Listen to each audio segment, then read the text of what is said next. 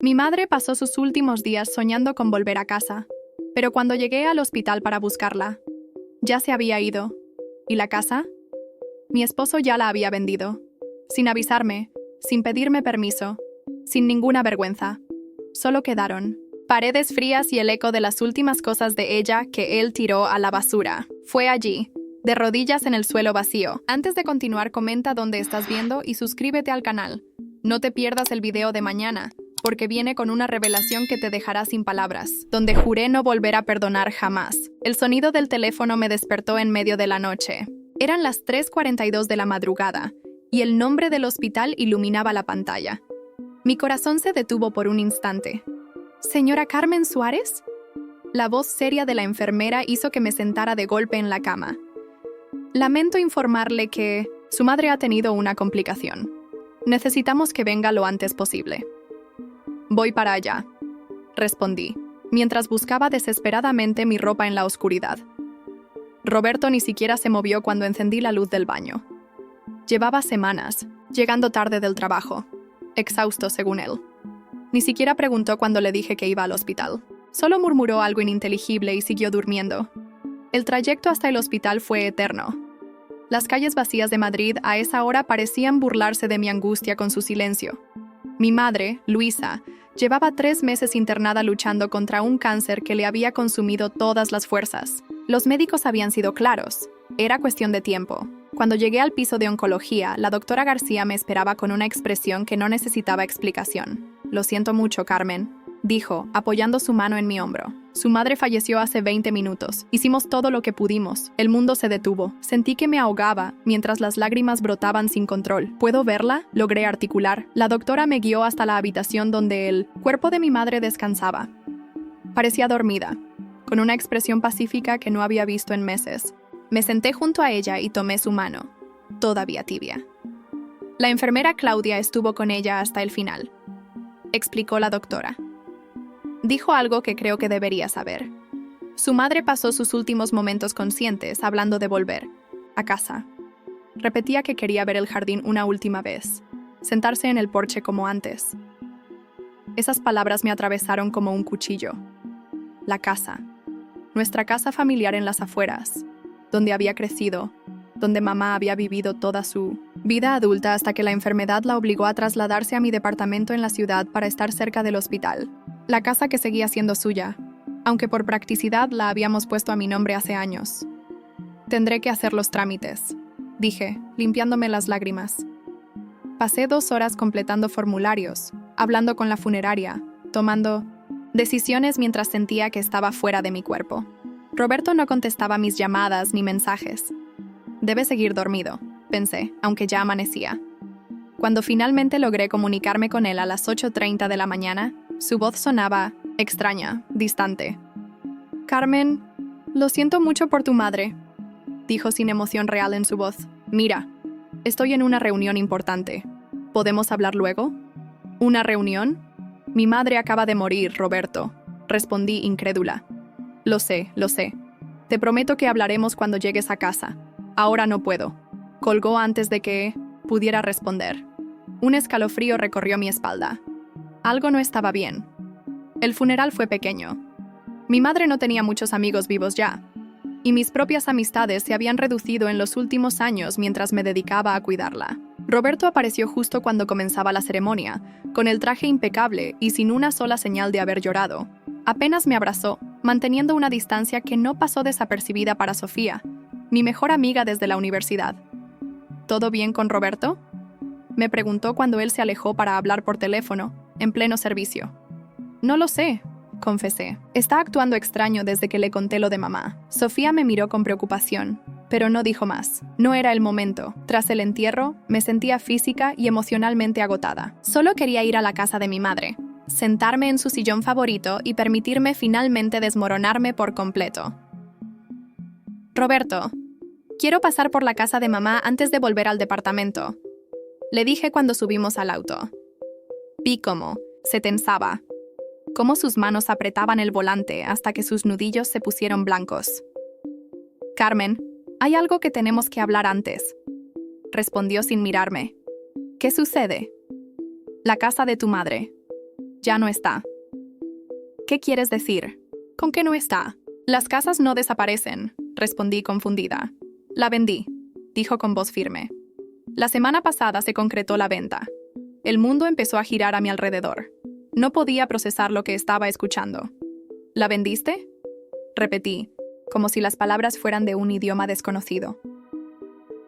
¿Cómo pudiste venderla? Esa casa es de mi madre. Está a mi nombre.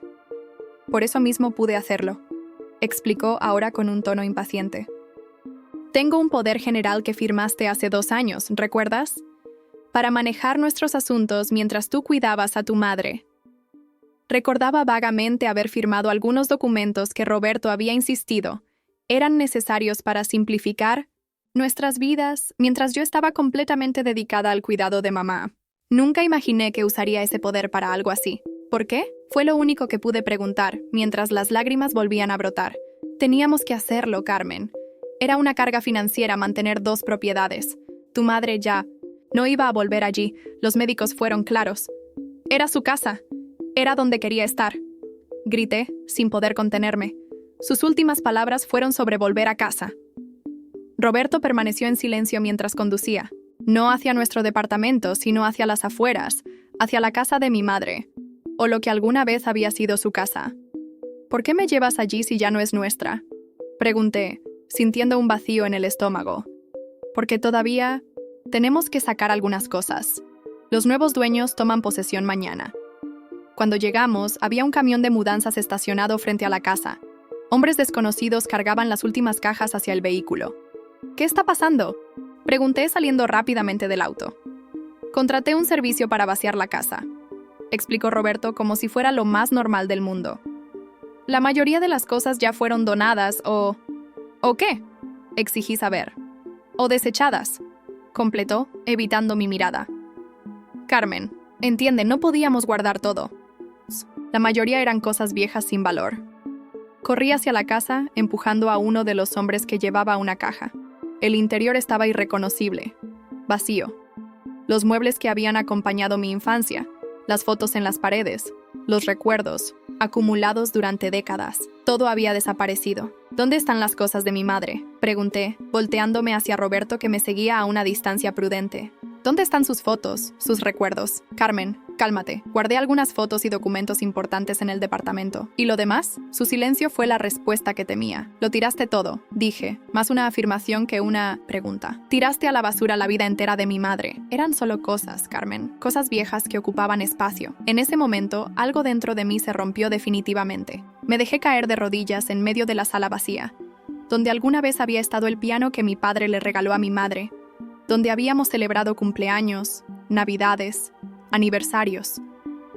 Esta casa era todo para ella, susurré, mientras las lágrimas caían al suelo desnudo. Era todo lo que le quedaba, todos sus recuerdos. Roberto se acercó e intentó ponerme una mano en el hombro, pero me aparté como si su tacto quemara. Carmen, no seas dramática. Era solo una casa vieja, que necesitaba muchas reparaciones. Con el dinero de la venta podremos hacer cosas mejores, invertir en... ¿Cuánto? Lo interrumpí, mirándolo directamente a los ojos por primera vez. ¿Cuánto recibiste por la casa? 350.000 euros, respondió, con un brillo en los ojos que nunca había notado antes. Es un buen precio considerando el estado del inmueble. ¿Y dónde está ese dinero? Ya lo invertí en la empresa. Tenemos un proyecto muy prometedor que... No seguí escuchando. Mi mente estaba fija en un solo pensamiento mientras mis rodillas presionaban contra el suelo. Frío, nunca jamás perdonaría esto. Roberto había traicionado no solo mi confianza, sino también la memoria de mi madre, sus últimos deseos. Allí, en medio de esas paredes vacías que alguna vez contuvieron toda una vida de recuerdos, juré que esta traición no quedaría sin consecuencias. No podía imaginar que esto era apenas el comienzo, que la venta de la casa escondía secretos mucho más oscuros que pronto descubriría. 3 días después del funeral de mi madre, el teléfono de Roberto comenzó a sonar insistentemente mientras él se duchaba. Lo ignoré las primeras veces, pero al ver que no paraba, me acerqué para ver quién llamaba con tanta urgencia. En mi la pantalla apareció un nombre: Diana, oficina. Nunca había sido desconfiada, pero algo en la frecuencia de esas llamadas me inquietó. Noté que tenía varias notificaciones de mensajes. Por impulso, tomé el dispositivo. Sorprendentemente, no tenía contraseña. El primer mensaje me dejó helada. Confirmamos la reserva para mañana. El hotel tiene todo listo. No puedo esperar para darte tu regalo. Seguí leyendo la conversación entre Roberto y esta Diana. El papeleo de la casa ya está completo. Recibí la transferencia. Todo salió como planeamos. La construcción del local comenzará la próxima semana. El arquitecto dice que estará listo en 3 meses. ¿Le dijiste que invertiste el dinero en la empresa? Ja, si supiera. Con cada mensaje, mi confusión y rabia aumentaban. Llegué a conversaciones de semanas atrás, donde hablaban abiertamente de la venta de la casa de mi madre. ¿Crees que sospeche algo?, preguntaba Diana. Para nada. Está tan ocupada con su madre moribunda que ni se da cuenta de lo que firma. Encontré fotos de Diana, una mujer joven de cabello rubio, posando frente a un local vacío, señalando espacios y hablando de nuestro lugar. También había imágenes más íntimas que me revolvieron el estómago. Escuché que la ducha se detenía. Rápidamente dejé el teléfono donde estaba y fingí revisar mi correo en el sofá. Roberto salió del baño envuelto en una toalla. Tengo una reunión importante. No me esperes para comer, dijo, dirigiéndose al dormitorio. ¿Con quién?, pregunté con aparente casualidad. Con inversores. Cosas de negocios que no entenderías. Esa condescendencia. ¿Cómo no la había notado? ¡Anches! Yo había sido contadora durante años antes de dejarlo para cuidar a mi madre. Diana te ha llamado varias veces, dije, observando su reacción. Se detuvo en seco. Su espalda se tensó visiblemente. Debe ser por unos documentos que le pedí, respondió sin voltearse. ¿Quién es Diana, Roberto?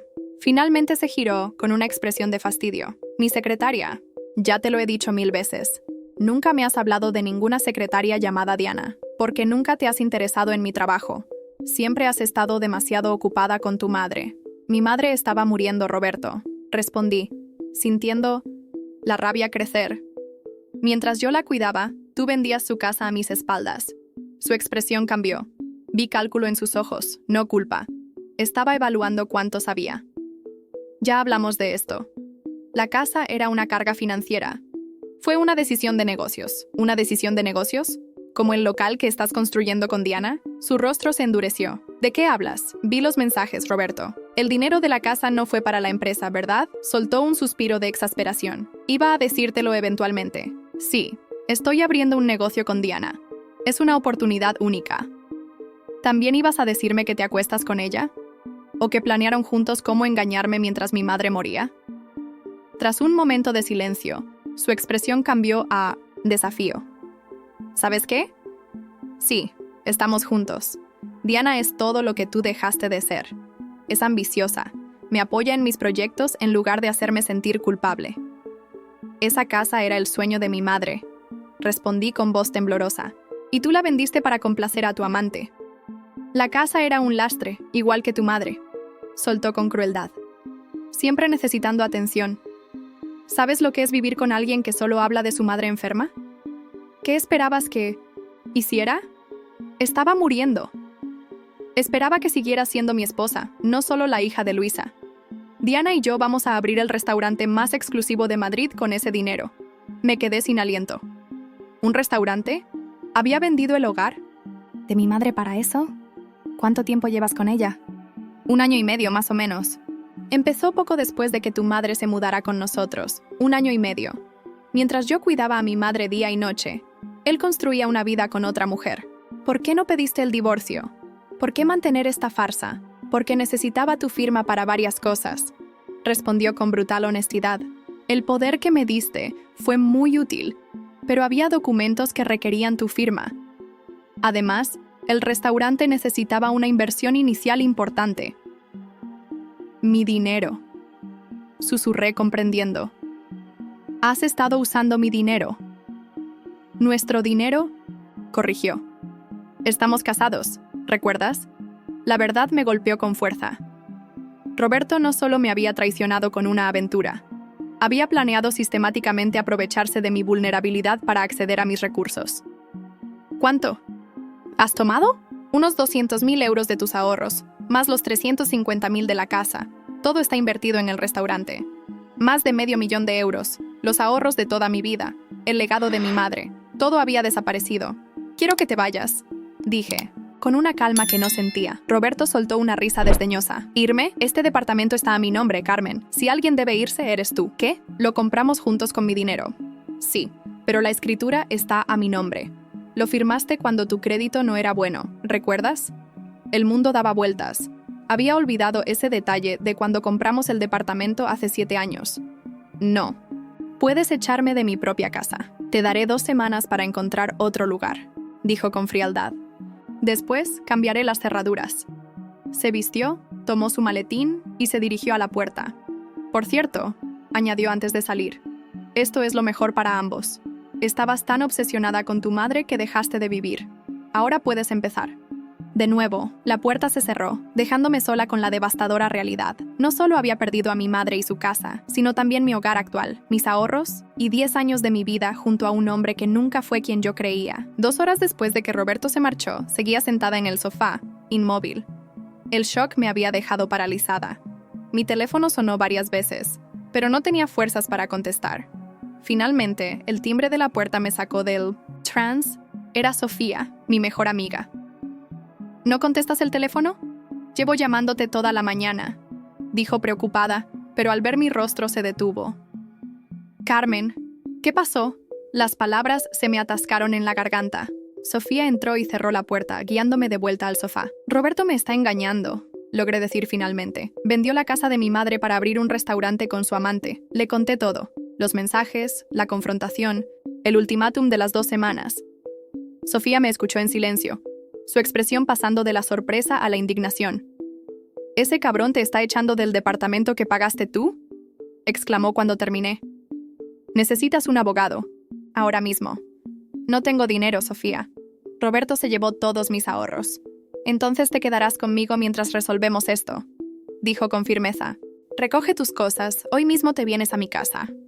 Esa misma tarde, Sofía me ayudó a empacar lo esencial. Ropa, documentos, algunas fotos y recuerdos personales. No quería llevarme nada que Roberto me hubiera regalado. Cada objeto de nuestra vida compartida ahora me parecía contaminado por la mentira. El apartamento de Sofía era pequeño pero acogedor. Me instaló en su habitación de invitados, que usaba como despacho. Es temporal, me aseguró. Mi amigo Javier es abogado especializado en divorcios. Te conseguiré una cita con él. Los días siguientes pasaron en una nebulosa de tristeza y rabia. El dolor por la pérdida de mi madre se mezclaba con la traición de Roberto, creando una angustia que me aplastaba. Apenas comía, apenas dormía. Una semana después de mudarme con Sofía, recibí una llamada de un número desconocido. «Carmen, ¿Suárez?», preguntó una voz masculina. «Soy Javier Morales, abogado. Sofía me habló de tu situación». «Gracias por llamar, pero no puedo permitirme un abogado ahora», respondí con resignación. «Sofía me explicó tu situación financiera. Podemos discutir los honorarios más adelante. Lo importante es que conozcas tus derechos. ¿Podemos vernos mañana en mi despacho?». A la mañana siguiente, Sofía me acompañó a un edificio de oficinas en el centro. Javier resultó ser un hombre de unos 40 años, con una expresión amable pero mirada aguda. «Tu caso es complicado, pero no imposible», dijo después de escuchar todos los detalles. «El poder general que firmaste es un problema, pero ¿podemos argumentar que hubo abuso de confianza? ¿Tienes pruebas de que el dinero de la venta de la casa se usó para el restaurante?». Vi los mensajes en su teléfono. «Necesitamos algo más tangible». «¿Sabes dónde está ese restaurante?». No lo sabía, pero Sofía intervino. «Puedo averiguarlo. Roberto publica todo en Instagram». Javier asintió. «Bien, también necesitamos acceso a las cuentas bancarias conjuntas, si las hay». Roberto se encargaba de todo el dinero, confesé avergonzada. Desde que dejé mi trabajo como contadora para cuidar a mi madre, él manejaba las finanzas. «Es una situación común», me tranquilizó Javier. «Tu trabajo cuidando a tu madre era igual de valioso, aunque no generara ingresos». Me explicó que para tener un caso sólido necesitábamos pruebas de mi contribución financiera al matrimonio, evidencia del desvío de fondos por parte de Roberto, documentación sobre la venta fraudulenta de la casa. «Por ahora, enfoquémonos en conseguir trabajo y estabilidad para ti», concluyó. «Un juez verá con mejores ojos a alguien que está intentando reconstruir su vida». Esa tarde, Sofía me ayudó a actualizar. mi currículum. Habían pasado 3 años desde mi último empleo formal como contadora. Hay una vacante en mi empresa, dijo Sofía, que trabajaba en una inmobiliaria. Es como recepcionista, no es contabilidad, pero podría ser un comienzo. La entrevista fue al día siguiente. El gerente, un hombre llamado Ernesto, parecía escéptico sobre mis años sin experiencia laboral reciente. Estuve cuidando a mi madre con cáncer terminal, expliqué, pero antes trabajé 5 años como contadora, en Alvarez & Asociados. Algo en mi determinación debió convencerlo, porque me ofreció el puesto. El sueldo es modesto, advirtió. 1.200 euros al mes para empezar. Era poco, pero significaba independencia. Acepté sin dudar. Mi primer día de trabajo coincidió con un mensaje de Roberto. Pasaré a dejar tus cosas en casa de Sofía mañana. Ya encontré inquilino para el departamento. No, respondí. No había nada que decir. Entre el trabajo y las consultas con Javier, apenas tenía tiempo para pensar. Era mejor así. Cuando la mente se quedaba vacía, los recuerdos volvían. Mi madre en el hospital, la casa vacía, las palabras crueles de Roberto. Un mes después de empezar en la inmobiliaria, Ernesto me llamó a su oficina. Carmen, he notado que organizaste todo el sistema de archivos y corregiste errores en nuestros registros contables, dijo sorprendiéndome. ¿Te interesaría trabajar en nuestro departamento de contabilidad?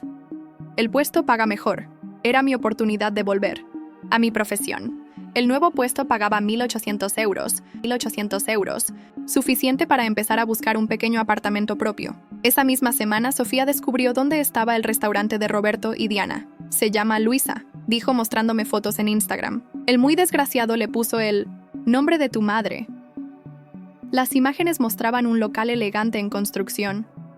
Roberto aparecía sonriente junto a Diana, ambos brindando con champán frente a lo que parecía ser la barra del futuro restaurante. ¿Luisa? Repetí sintiendo náuseas. Está usando el nombre de mi madre para su negocio con ella. Esto puede servir como evidencia, dijo Sofía. Demuestra que el dinero de la casa se destinó al restaurante. Javier estuvo de acuerdo con esta información, más los extractos bancarios que logramos obtener. Teníamos un caso más sólido. Pero debes saber algo, advirtió Javier. Los juicios por propiedades pueden durar meses, incluso años. No será fácil recuperar tu dinero. No me importa cuánto tarde, respondí. Solo quiero justicia. Al tercer mes en mi nuevo puesto, había ahorrado lo suficiente para hacer un depósito por un pequeño estudio. Era minúsculo comparado con el departamento que compartía con Roberto, pero era mío. El día que firmé el contrato, sentí que recuperaba un pedazo de mi dignidad. Cuando Sofía me ayudaba con la mudanza, recibí una llamada de Ernesto. Carmen, tengo que hablar contigo. Es sobre una propiedad que acaba de entrar en nuestros listados. No entendía qué podía ser tan urgente, pero acepté reunirme con él al día siguiente. Ernesto me mostró una carpeta con fotos de una casa familiar en las afueras de Madrid. Mi corazón se detuvo. Es la casa de mi madre. Lo sé, dijo Ernesto. Revisé la documentación y recordé tu historia. Los nuevos propietarios están vendiéndola después de solo 3 meses. Algo sobre problemas de financiamiento para las renovaciones. Miré las fotos con un nudo en la garganta. La casa estaba igual, solo con algunos muebles diferentes. Podía ver el jardín donde mi madre solía pasar las tardes, el porche donde quería estar en sus últimos días. ¿Por qué me muestras esto?, pregunté con voz temblorosa. Porque creo que deberías saber que está a la venta, y a un precio inferior al que se vendió hace 3 meses. Los dueños están desesperados por vender rápido. Mi mente comenzó a trabajar a toda velocidad. ¿Sería posible? ¿Podría recuperar la casa de mi madre? No tengo ese dinero, Ernesto. Ni siquiera cerca. Lo sé, respondió. Pero conozco a alguien que podría estar interesado en invertir. Un amigo que busca propiedades para restaurar y revender. ¿Y por qué me ayudaría este amigo? Ernesto sonrió. Porque eres buena en tu trabajo, Carmen, y porque todos merecemos una segunda oportunidad. Ernesto me presentó a Javier Mendoza, un inversionista inmobiliario que compraba propiedades para restaurarlas. No se parecía a la imagen mental que tenía de un inversor. Era un hombre sencillo de unos 50 años, vestido con jeans y camisa. Ernesto me contó tu situación, dijo después de saludarme. Lo siento mucho por tu madre. Gracias.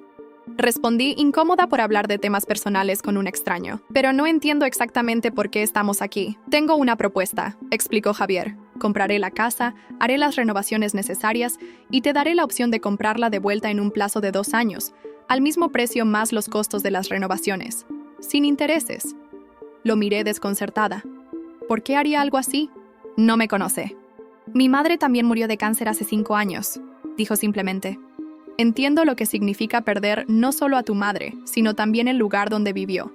Quería creerle, pero después de la traición de Roberto, mi confianza estaba destrozada. ¿Cuál es el truco? Debe haber algo más. No hay truco. Intervino Ernesto. Javier es mi cuñado. Hace esto como inversión, pero también porque puede. No todos los negocios tienen que ser despiadados, Carmen. Necesito pensarlo, dije, abrumada por la propuesta. Por supuesto, respondió Javier. Pero no tenemos mucho tiempo. La casa saldrá al mercado general en 3 días. Esa noche, le conté a Sofía sobre la propuesta. Al principio se mostró escéptica. Suena demasiado bueno para ser verdad, dijo. ¿Estás segura de que no es una estafa? Ernesto lo conoce personalmente. Es su cuñado. Aún así, ten cuidado. Haz que tu abogado revise cualquier documento antes de firmar. Al día siguiente, durante mi descanso en el trabajo, decidí visitar el restaurante que Roberto estaba construyendo. Desde fuera, Luisa parecía casi terminado. Un cartel anunciaba: próxima inauguración, el mejor restaurante de cocina mediterránea de Madrid. Mientras observaba por la ventana, vi a Roberto dentro, dando instrucciones a unos trabajadores. Diana estaba a su lado, señalando detalles, en lo que parecía ser un plano. Se veían felices, emocionados, como si no hubieran destruido mi vida. De repente, Roberto miró hacia la ventana y me vio. Nuestros ojos se encontraron por un segundo antes de que yo me alejara rápidamente. El corazón me latía aceleradamente mientras caminaba de vuelta a la oficina. Al llegar, tenía 3 llamadas perdidas de Roberto. No le devolví la llamada. Esa tarde, recibí un mensaje. Carmen, ¿qué hacías espiando el restaurante? Si tienes algo que decir, dímelo directamente. No respondí. No tenía nada que decirle. Después del trabajo, me reuní con mi abogado para consultarle sobre la propuesta de Javier. Es inusual, pero no veo problemas legales, dijo después de escuchar los detalles. Solo asegúrate de que el contrato especifique claramente tus derechos y el plazo para recomprar. ¿Crees que es una buena idea? Si realmente quieres recuperar la casa de tu madre, es una oportunidad única, respondió. Pero recuerda que aún estamos persiguiendo a Roberto legalmente. Si ganamos, podrías recuperar parte del dinero. 2 días después acepté la propuesta de Javier. Él compró la casa y firmamos un contrato que me daba derecho a recomprarla en los términos acordados. La casa volvería a ser mía cuando pudiera pagarla. Mientras la transacción se completaba, seguí trabajando en la inmobiliaria, ahorrando cada euro que podía. El caso contra Roberto avanzaba lentamente, como había advertido el abogado. Una semana después de que Javier comprara la casa, me llamó.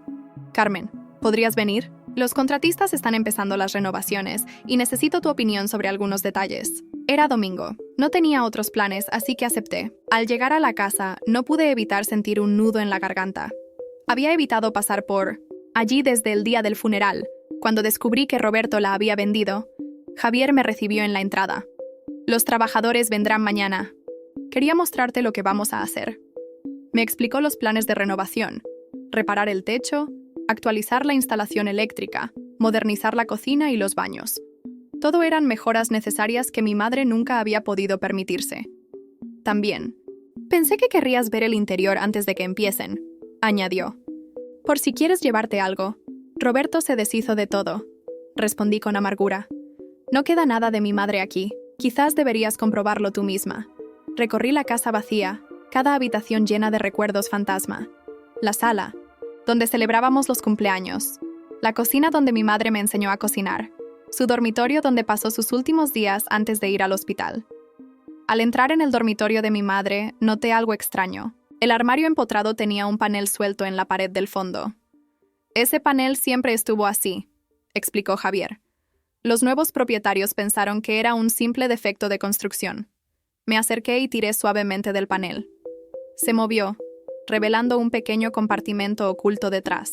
Dentro había una caja de madera que reconocí inmediatamente. Era el joyero de mi madre. Con manos temblorosas, saqué la caja y la abrí. Contenía las pocas joyas de valor sentimental que mi madre había atesorado.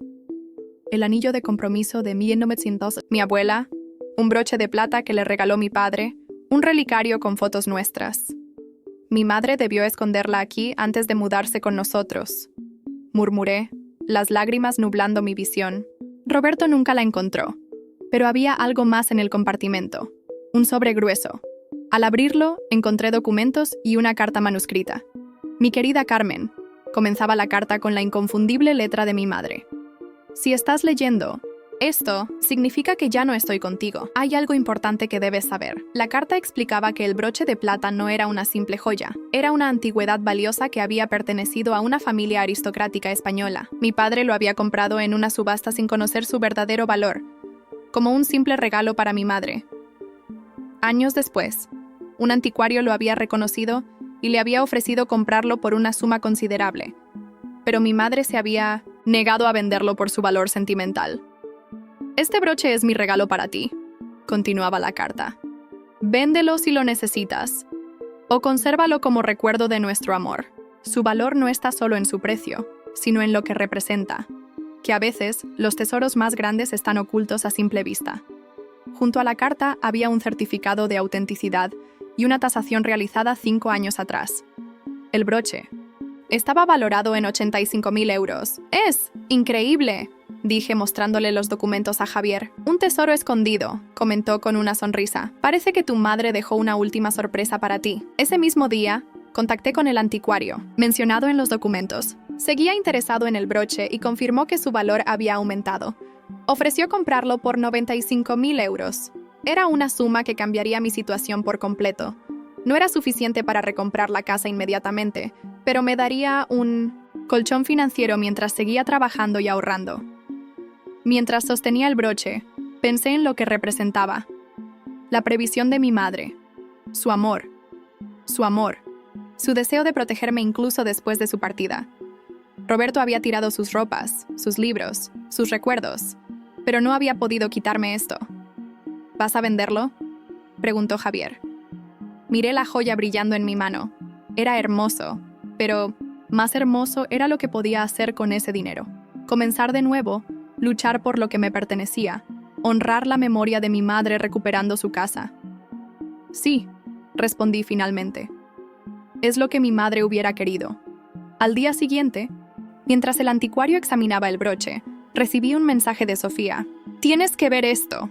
El restaurante de Roberto y Diana está en problemas. Han cancelado la inauguración. Adjuntaba un enlace a una noticia local.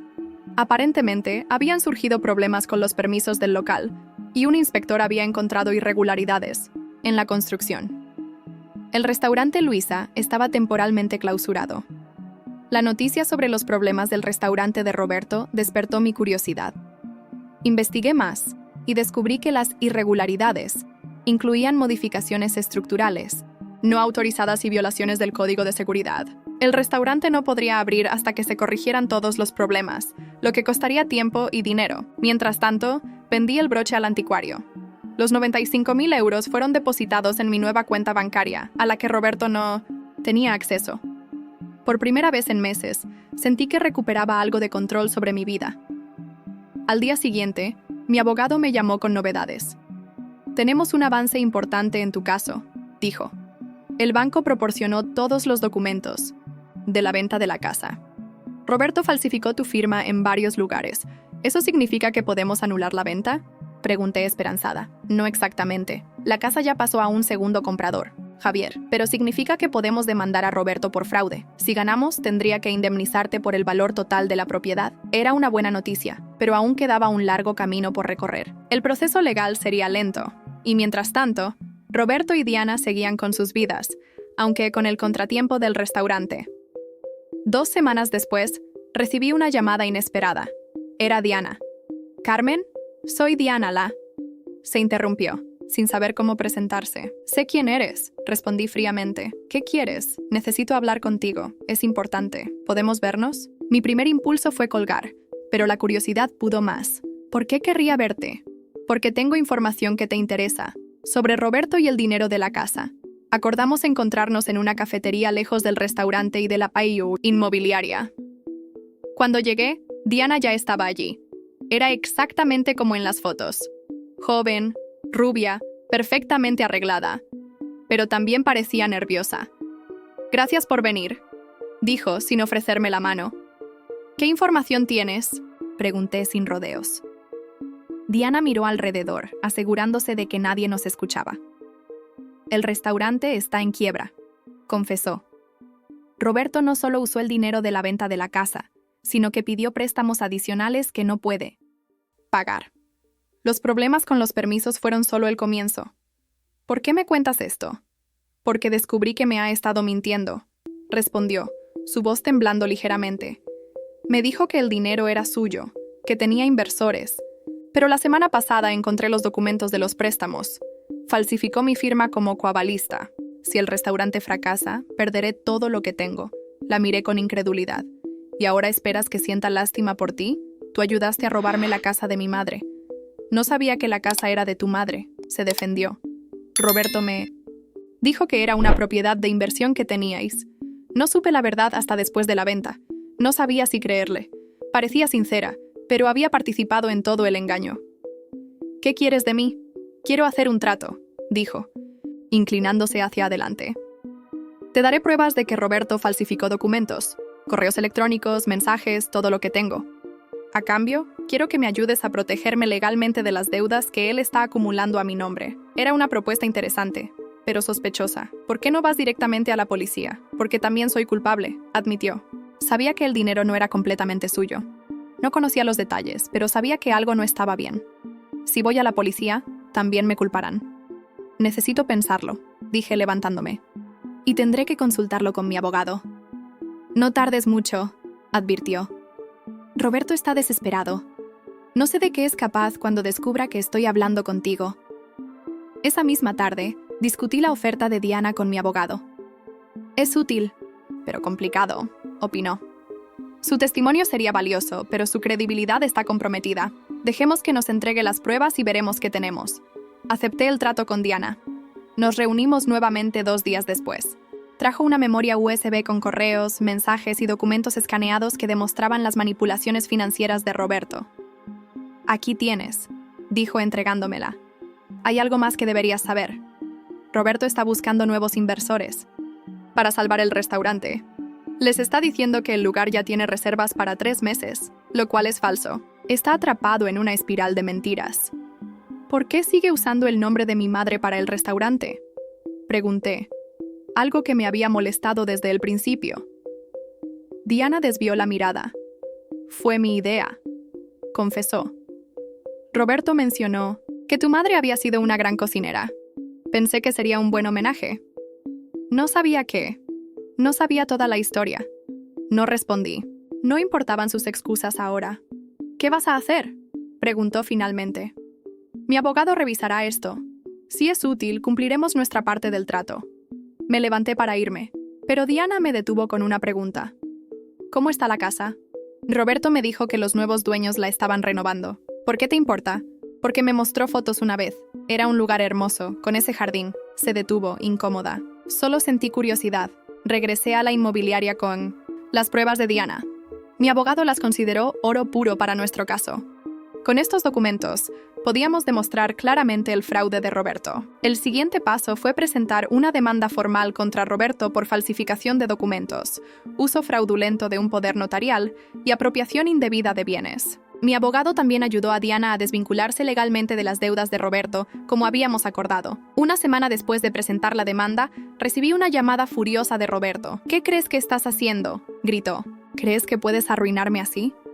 «Solo estoy recuperando lo que es mío», respondí con calma. «No tienes pruebas de nada». «Tengo todas las pruebas que necesito, Roberto. Y tú lo sabes». «¿Diana te habló?». Su voz cambió, de ira a sorpresa. «¿Esa traidora te contó mentiras sobre mí?». «Me mostró la verdad. Eso es todo». Hubo un silencio breve. «Te arrepentirás de esto, Carmen», amenazó finalmente.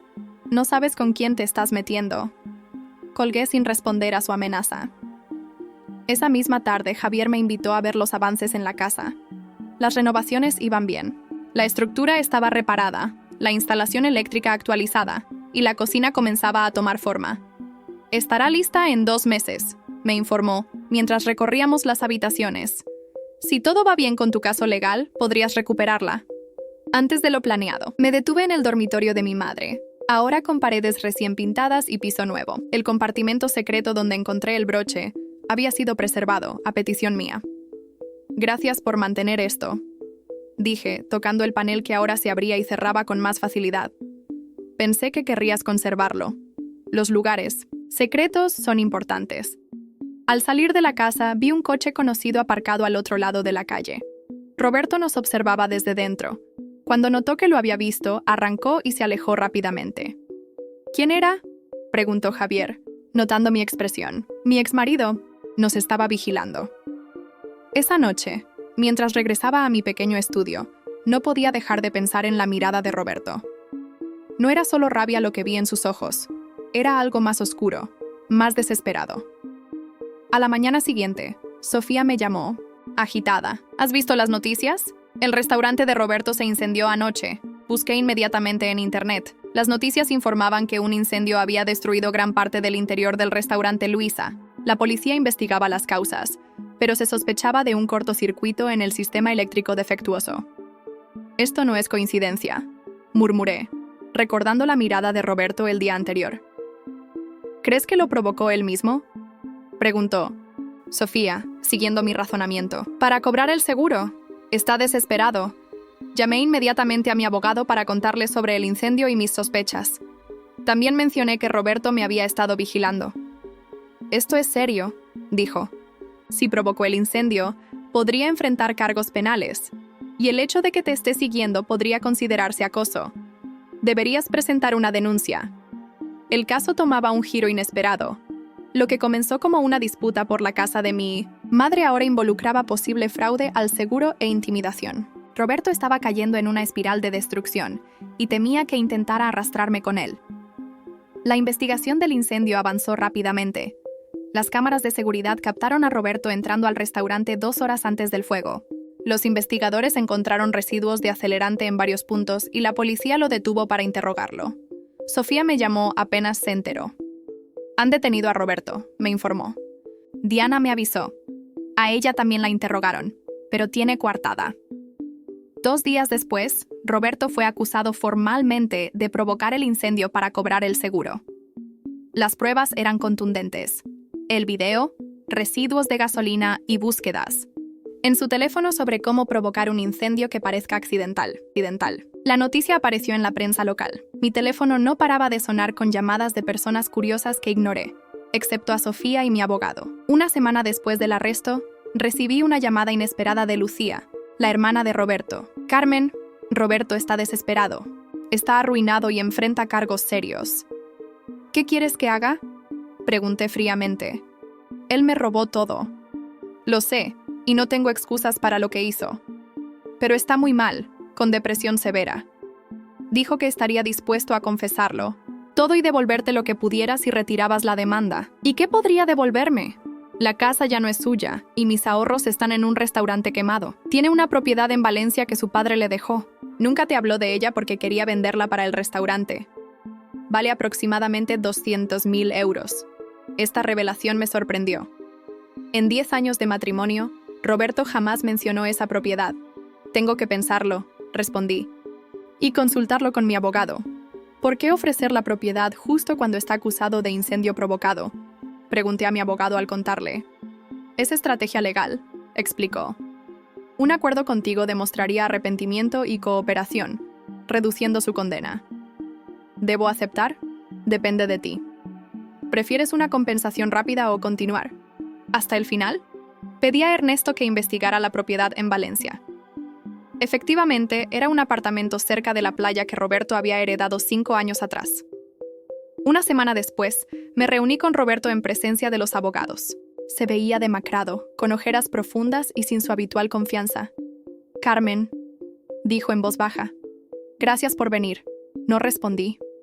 Mi abogado presentó nuestras condiciones.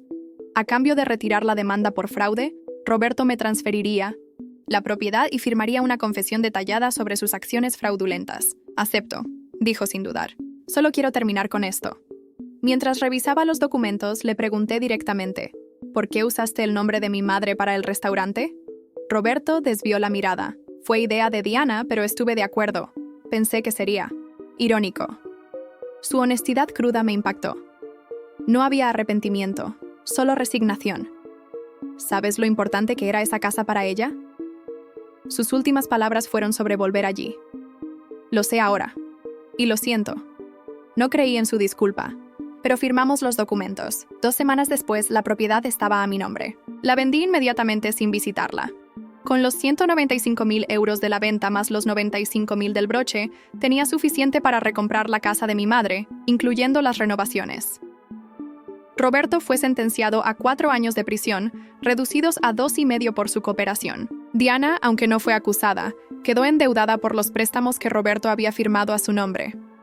1 año después del funeral de mi madre, regresé definitivamente a la casa. Las renovaciones estaban completadas y el lugar mantenía su esencia, especialmente el jardín que mi madre tanto amaba. El día que Javier me entregó las llaves, me confesó algo importante. No soy solo el cuñado de Ernesto. También fui paciente de tu madre hace 15 años, cuando trabajaba como enfermera. Me cuidó después de un accidente. Nunca olvidé su amabilidad. Todo tenía sentido ahora. Su disposición a ayudarme, las condiciones favorables, su cuidado, con los detalles de la casa. No era solo un negocio, era su forma de agradecer. Decidí convertir parte de la casa en un centro de día para pacientes con cáncer. Usé mi experiencia como contadora para gestionar el proyecto, que pronto comenzó a funcionar con apoyo de organizaciones locales. 6 meses después de abrir el centro, recibí una carta de Roberto desde la prisión. Carmen, sé que no merezco tu perdón, pero lamento el daño que te causé. La terapia me ha ayudado a entender lo egoísta que fui. Escuché sobre el centro que abriste en honor a tu madre. Es un gesto hermoso y apropiado. Roberto, guardé la carta en el mismo compartimento secreto donde mi madre había escondido el broche, como recordatorio de todo lo superado. Ernesto y yo comenzamos a salir 6 meses después de mudarme definitivamente. Nuestra relación creció naturalmente desde nuestra amistad y trabajo conjunto. Él respetaba mi espacio y mi independencia recién recuperada. Una tarde, mientras tomábamos café en el jardín, me preguntó, ¿crees que podrás perdonar a Roberto algún día? Contemplé las rosas de mi madre antes de responder. No sé, trata de perdonar. Se trata de seguir adelante. Roberto ya no tiene poder sobre mi vida. Y eso es suficiente. La casa que mi madre tanto amó, donde soñó pasar sus últimos días, ahora era mi hogar nuevamente, y un lugar de sanación para otros. Su legado, que Roberto intentó borrar, florecía con fuerza. A veces, en el jardín, siento la presencia de mi madre en los recuerdos que llenan cada rincón. En esos momentos, sé que cumplí la promesa silenciosa que hice aquel día de rodillas, en el suelo vacío. Recuperar lo nuestro y transformar el dolor en algo significativo y duradero.